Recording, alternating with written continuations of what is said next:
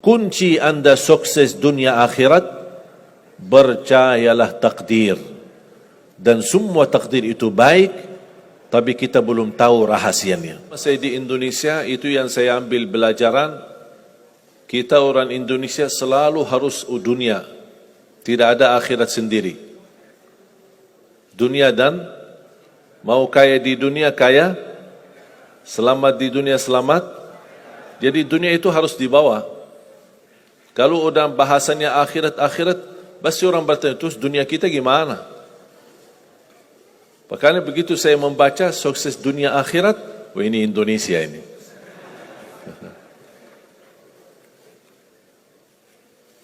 Bahkan hampir setiap ibadah kita pasti yang dikejar dunia. Saya sudah dakwah sebelum di Indonesia, di mana-mana. Tapi baru pertama kali pas saya di Indonesia diminta amalan, gimana supaya dapat amalan mudah kerja, dapat amalan mudah urusan, dapat amalan lancar rezeki, dapat amalan. Jadi ujung-ujungnya semua untuk urus dunia. Makanya saya buatkan satu buku, habis saya sudah fahami dan belajari karakter orang Indonesia. Orang Indonesia dah mau yang ribet-ribet. Mau yang mudah, yang enak dan masuk surga. Betul? Makanya saya buatkan satu buku 20 amalan mudah tapi pahalanya sangat menakjubkan. Mudah diingat, mudah dihafal, mudah diamalkan, tapi pahalanya sangat luar biasa. Bapak Ibu jamaah sekalian, kalau benar-benar ingin anda sukses dunia akhirat, harus kita percaya sepenuhnya takdir. Kuncinya di situ. Percaya sepenuhnya takdir. Takdir itu menjadi salah satu rukun iman. Rukun iman ada berapa? 6. Rukun Islam? 5. Salat berapa waktu? 5 atau 4? Yakin 5? Soalnya benar tak salat subuh?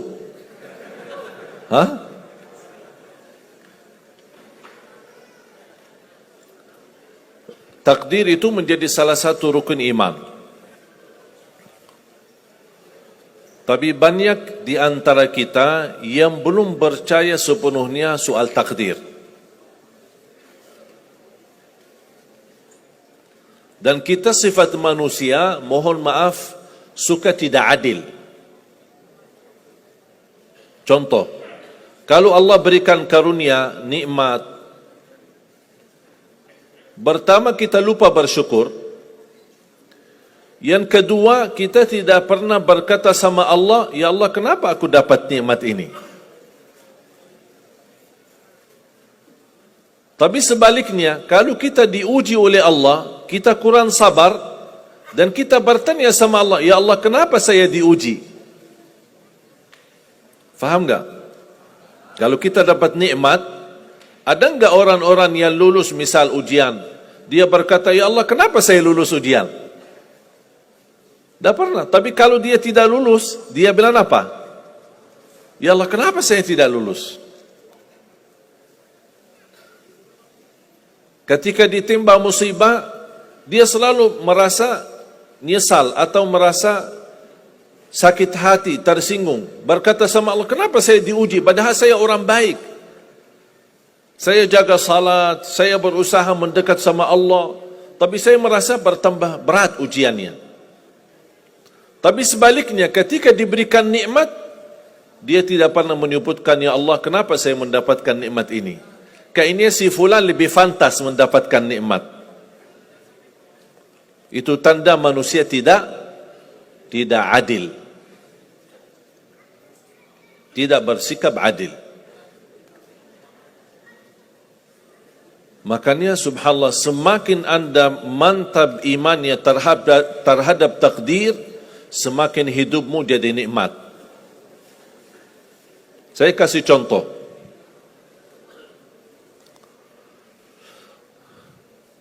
Tidak ada persoalan masalah takdir baik. Itu bukan masalah bagi kita. Justru kita bertambah senang kalau kita mendapatkan takdir yang baik. Tapi yang menjadi persoalan bermasalah bagi kita adalah takdir buruk. Ketika ditimpa musibah, ketika ada ujian, ada sakit, kesulitan, penghasilan yang tidak mencukupi, dan banyak masalah keluarga, masalah rizki, masalah sama majikan, masalah di kerjaan, itu yang membuat banyak beban fikiran.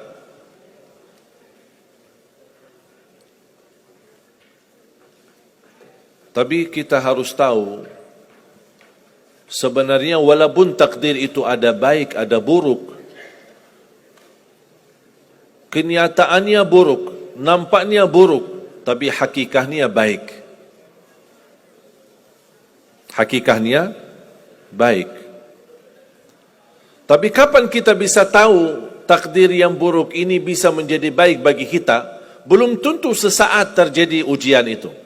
Bisa jadi belakangan, bahkan bisa menjadi sekian lama baru kita tahu dan sadar ternyata takdir itu baik bagi kita.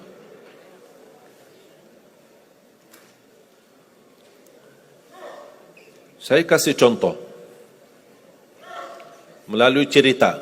Saya buatkan satu cerita, ingin memberikan pesan kepada orang muslim, orang beriman, betapa besar karunia Allah dan pertolongan Allah melalui takdir.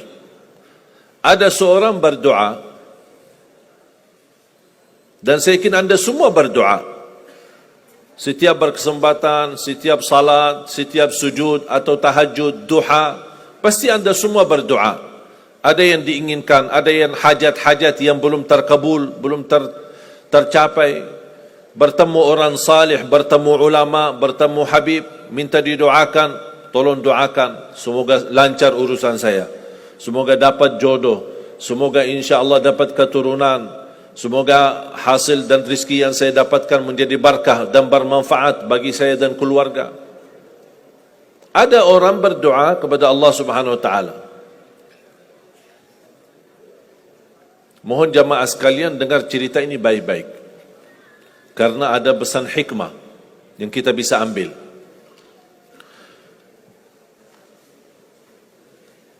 Orang ini berdoa tapi tidak melebihi selain doa meminta jodoh yang salihah, yang cantik, yang kaya.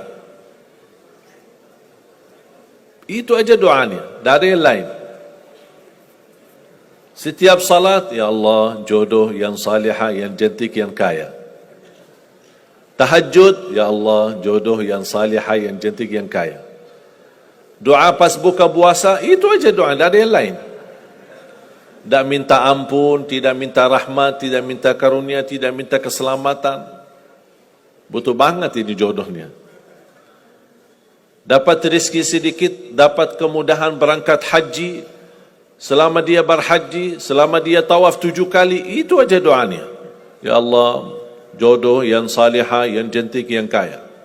Safa Marwah sa'i, ya Allah, jodoh yang salihah, yang cantik, yang kaya. Tak ada yang lain. Ketika satu malam dia sudah di tengah air, berjalan malam hari santai-santai di kampung sambil membayangkan jodohnya, menghayal bagaimana cantiknya. Pas di dalam perjalanan dikejar anjing. Dia lari, dan justru anjing semakin lari semakin dikejar. Makanya kalau ketemu anjing jangan lari. Akhirnya anjing berhasil gigit kakinya, berdarah. Datang mobil ambulan, dibawa ke rumah sakit. Di dalam mobil ambulan dia merasa menghadapi ujian dan dia berkata, ya Allah, selama ini saya berdoa minta jodoh yang salihah, yang cantik, yang kaya, masa dikirimkan anjing? Dia belum tahu ada apa. Dan ini yang sering kita lakukan, terlalu cepat respon dan berkata yang tidak baik ketika kita diuji oleh Allah, sedangkan kita belum tahu apa yang akan terjadi sesudah itu. Ambulan dibawa ke rumah sakit dan subhanallah dirawat di rumah sakit seorang dokter yang cantik, yang salihah, yang kaya, jadi jodohnya. Ada hikmah enggak digigit anjing? Buruk enggak kejadian itu?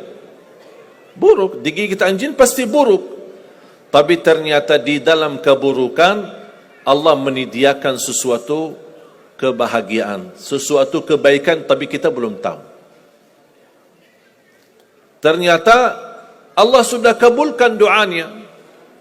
Allah sudah kabul. Cuman kadang-kadang proses menabulkan doa itu ada di antara doa kita yang memang prosesnya lewat takdir buruk. Allah sudah kabul. Kata Allah, aku sudah kasih. Tapi tunggu. Seperti ini orang, doanya terus, ya Allah, jodoh yang salih, yang cantik, yang kaya, jodoh yang salih, yang cantik, yang kaya. Allah sudah kabulkan doanya, tapi jodohnya ada di rumah sakit. Berarti harus sakit dulu. Gimana cara sakit dulu? Allah punya bermacam cara, berbagai macam cara. Bisa sakit, tiba-tiba sakit, bisa apa saja alasannya. Di antaranya tentara Allah yang ada di bumi, semua yang bernyawa makhluk Allah, patuh dan taat kepada Allah Subhanahu wa taala. Di antaranya anjing. Allah perintahkan gigit si fulan biar ketemu jodohnya di rumah sakit. Jalanin tugas. Memang kita menyesal ketika terjadi kecelakaan, tapi kita tidak tahu apa hikmah di belakang kecelakaan itu.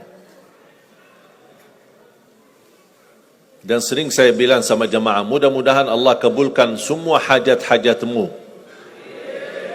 Walaupun digigit, mau enggak digigit anjing dulu?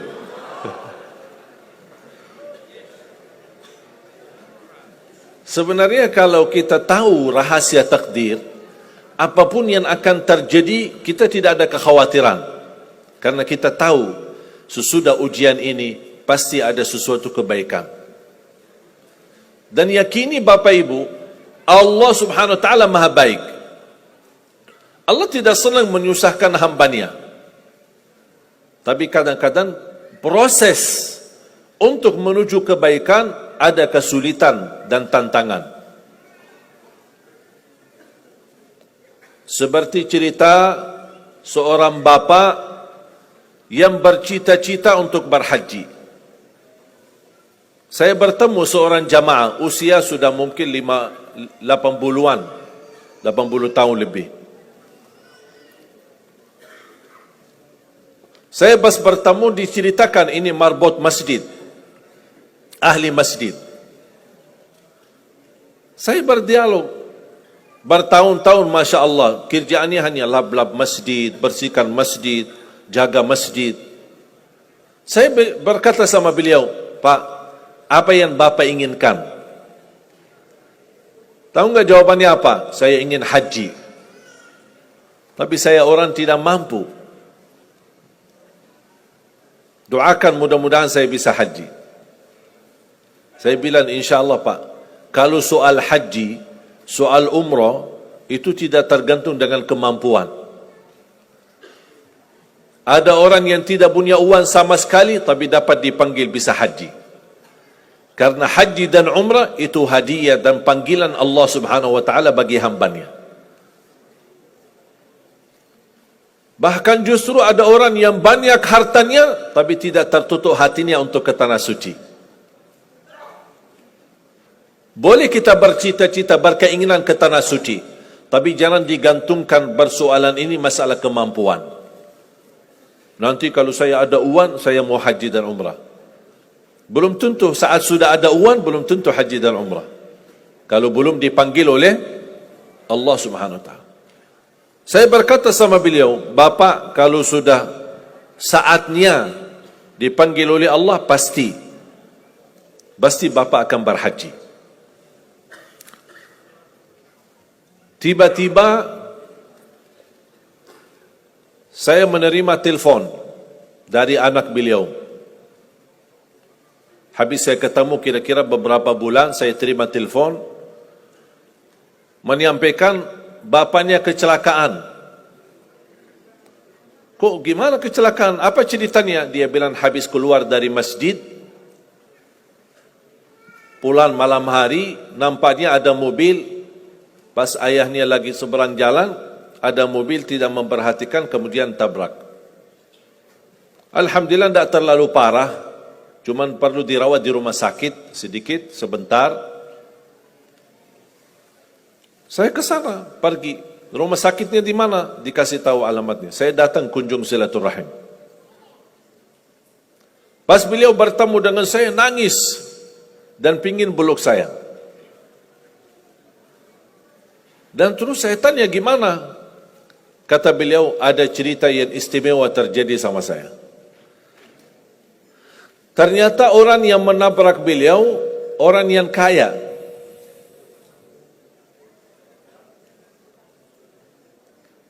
Habis itu orang yang kaya minta maaf sama si bapak ini. Mohon maaf Pak Haji, mohon maaf Pak Haji. Beliau tambah nangis. Orang kaya bingung, ya kenapa sih setiap mohon maaf malah nangis dia. Ditanya kenapa Pak nangis, sakit? Tidak, karena bapak dari tadi bilang Pak Haji, sedangkan saya belum haji. Tertutup hati orang yang kaya, yang dia sediakan biaya haji dan bisa berangkat. Dan kata beliau, betul apa yang disampaikan ketika pertama kali bertemu. Kalau sudah saatnya dipanggil oleh Allah, pasti bisa ke tanah suci. Walaupun ditabrak mobil. Berarti intinya apa? Apa yang saya ingin sampaikan, jangan ada yang merasa menolong atau merasa sakit hati atau merasa tersinggung ketika menghadapi ujian. Merasa belum terkabul keinginannya, Allah sudah kabulkan. InsyaAllah tidak ada di antara kita yang ditolak doanya. Cuman kita mohon maaf kadang-kadang buru-buru. Ingin selalu semuanya cepat. Kadang-kadang kalau terlalu cepat apa yang kita inginkan kita dapat, itu bahaya juga. Dan Allah ingatkan, kalau manusia, Allah tidak sulit menjadikan manusia semuanya kaya. Kalau sekarang saya bertanya, mau enggak semuanya jadi orang kaya? Pasti mau, siapa yang tidak mau? Coba bayangkan, kira-kira sulitlah bagi Allah menjadikan semua manusia di bumi kaya raya? Sulit tidak? Tapi pertanyaan saya, kira-kira berjalan hidup kita enggak kalau kita semuanya kaya? Bisa berjalan lancar? Masa enggak? Semuanya kaya raya. Gimana kehidupan kita sehari-hari? Berjalan lancar tidak? Kenapa tidak? Saking banyak kekayaannya. Kalau semuanya kaya, memang sulit menjalani kehidupan. Contoh, cari supir, siapa yang mau supirin kita? Sama-sama kaya. Datang minta tolong sama teman. Boleh enggak ini cariin supir? Aku aja lagi cari supir, dah dapat. Mau punya perusahaan sendiri, butuh tenaga kerja kan? Semuanya orang kaya. Buat apa kalau mereka semua kaya, masing-masing punya pabrik, tapi tidak ada yang bekerja? Sulit nggak jalan hidup? Sulit. Sama sebaliknya, kalau semuanya di bumi miskin, susah. Kira-kira gimana hidup kita? Ya susah juga. Tidak bisa lancar hidup di dunia. Setiap ada orang datang minta tolong, Pak, apalagi saya, Pak? Saya aja susah. Tapi makanya ada hikmah. Allah menjadikan ada yang kaya, ada yang miskin. Yang kaya menutupi kebutuhan yang miskin, miskin juga menutupi kebutuhan yang kaya. Saling mengisi. Supaya apa? Supaya dunia ini berjalan. Hidup kita berjalan. Tapi coba bayangkan, kalau semua orang kaya tidak mau membantu orang miskin, dan semua orang miskin sombong, tidak mau melayani orang kaya, gimana kehidupan kita? Susah.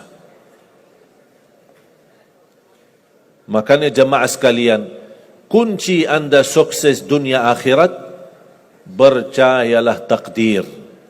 Dan semua takdir itu baik, tapi kita belum tahu rahasianya.